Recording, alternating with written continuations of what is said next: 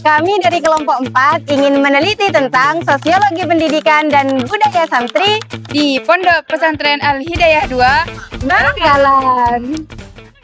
Halo semuanya, apakah kalian pernah mendengar tentang sosiologi pendidikan dan budaya santri?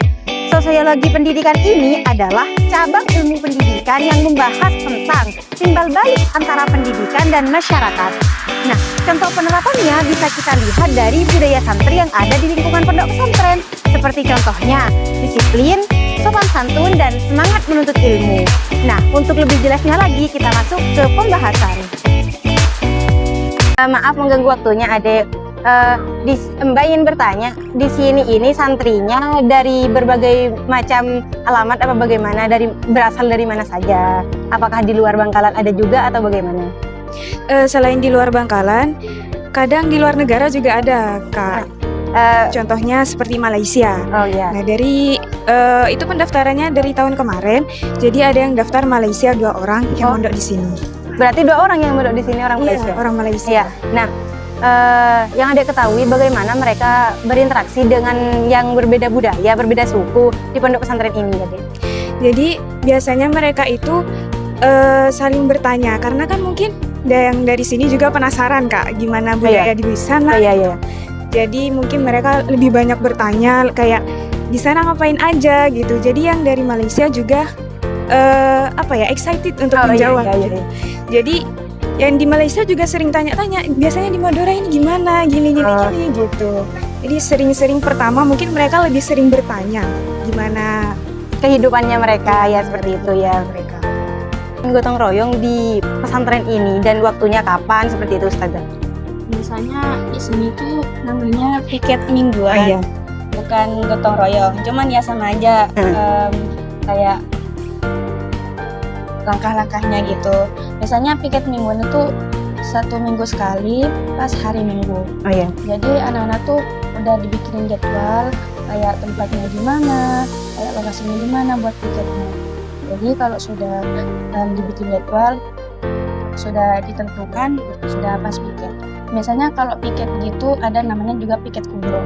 Piket kubro tuh biasanya dilakukan sebelum pulangan pondok. Kayak bersih-bersih besar gitu. Kayak satu pondok dibersihin entah kamarnya, entah di halaman, entah kamar mandi atau musola atau gedung baru.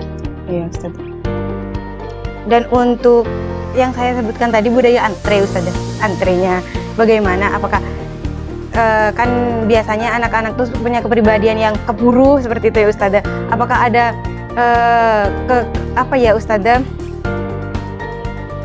cekcok? Ada cekcok seperti itu ya pas antri? Kalau di sini nggak terlalu cekcok banget. Soalnya ya tergantung, kalau emang urgent banget biasanya dikasih tumpangan gitu. Kayak masuk duluan nggak apa-apa. Iya. Kalau buat cekcok gitu kayaknya nggak ada waktu. Nggak ada waktu. Keburu nanti Waktunya ya. Dan untuk waktunya itu kapan biasanya? Biasanya anak-anak tuh mandi kalau enggak Habis subuh. Biasanya kalau anak yang itu tuh emang buat persiapan prepare sebelum sekolah. Ya nanti pas dulu setoran biar langsung siap-siap. Ada juga yang mandi setelah setoran, beda-beda. Ada juga yang mandi setelah zuhur. Tapi kebanyakan kalau mandi pas antri banget tuh pagi-pagi sama sore. Sore itu sebelum jamaah maghrib.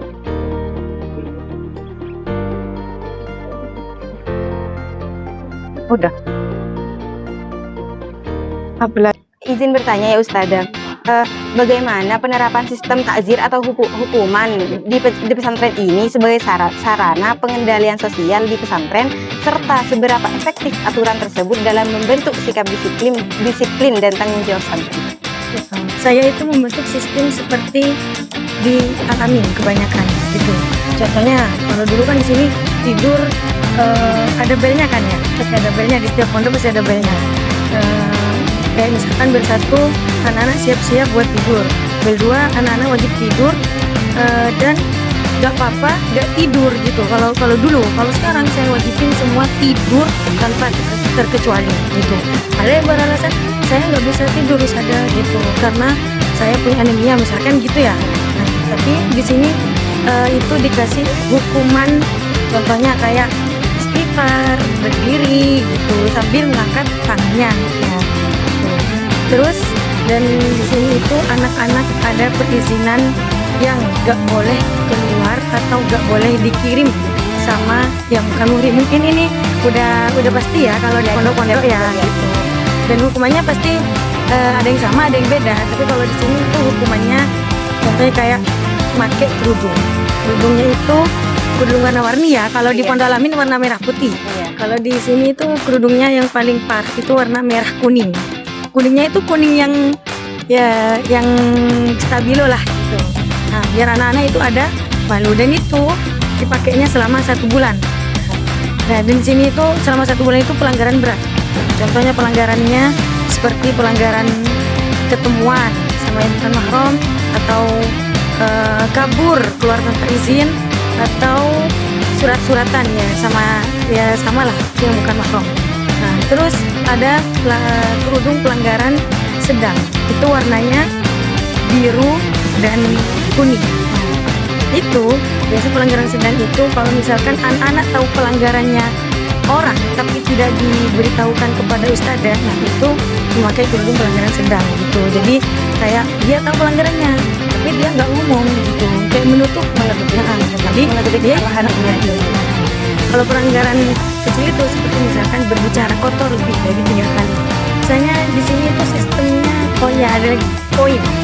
Jadi anak-anak yang enggak di sini tuh setiap anak-anak punya poin masing-masing maksimal 30. Ketika sudah 30 mereka akan dikeluarin atau diskorsi gitu. Kalau udah sampai 30. Jadi yang 30 itu bukan dari keamanan juga dari musola juga, misalkan anak-anak enggak ke musola itu masuk poin gitu. Enggak jemaah itu masuk poin 1. Terus kalau misalkan yang melanggar pelanggaran berat kalau di keamanan itu masuk poin juga 1. Selanjutnya Ustazah, bagaimana pandangan pesantren terhadap perannya sebagai sarana mobilitas sosial bagi santri setelah menyelesaikan pendidikan dan kembali hidup di tengah masyarakat? Ya, di sini itu pembahasannya itu tentang tahfidz. Oh iya, dulu di sini kan kalian tahunya Al-Hidayah 2. Iya. Tapi sekarang sudah diganti asrama Al-Quran. Karena di sini itu program tahfidznya yang terlihat di masyarakat gitu. Jadi ya seperti kata Lora, banyak pondok tahfidz yang kayak ya tahfidz 3 bulan khatam 30 juz gitu. Kalau di sini enggak, tahfidznya benar, tajwidnya benar, dan bacaannya yang benar gitu. Kalau di sini seperti itu gitu. Jadi ketika anak-anak lulus dari sini itu kebanyakan gitu, mereka itu mensosialisasikan pelajaran tahfidznya gitu, pelajaran tahfidz dan tajwidnya gitu. Yang diperoleh dari pondok ini, yang diperoleh dari pondok ini gitu. Dari hasil observasi dapat disimpulkan bahwa santri di Pondok Pesantren Al-Hidayah itu tidak hanya dari Bangla saja, tetapi di luar Madura seperti di Malaysia. Nah, terus cara mereka berinteraksi itu dengan cara saling bertanya tentang budayanya masing-masing. Sistem takzir di Ponpes Al-Hidayah 2. Setiap jam, baik itu jam kegiatan maupun istirahat, akan dibunyikan bel sebagai petanda pengingat waktu. Jika sudah masuk jam tidur, seluruh santri wajib tidur semua tanpa terkecuali. Jika dilanggar, maka akan diterapkan hukuman membaca istighfar. Berbagai macam pelanggaran di Ponpes Al-Hidayah 2. Ada 3, yaitu pelanggaran berat, sedang, dan ringan. Yang pertama yaitu pelanggaran berat. Pelanggaran berat itu biasanya seperti kabur, dikirim oleh yang bukan muhrim, pacar-pacaran, ataupun surat-suratan. Yang kedua yaitu pelanggaran sedang. Pelanggaran sedang itu biasanya berupa menutupi pelanggaran orang lain dan tidak melaporkannya kepada ustadzah. Yang ketiga yaitu pelanggaran kecil. Pelanggaran kecil ini biasanya berupa berkata kotor lebih dari 3 kali.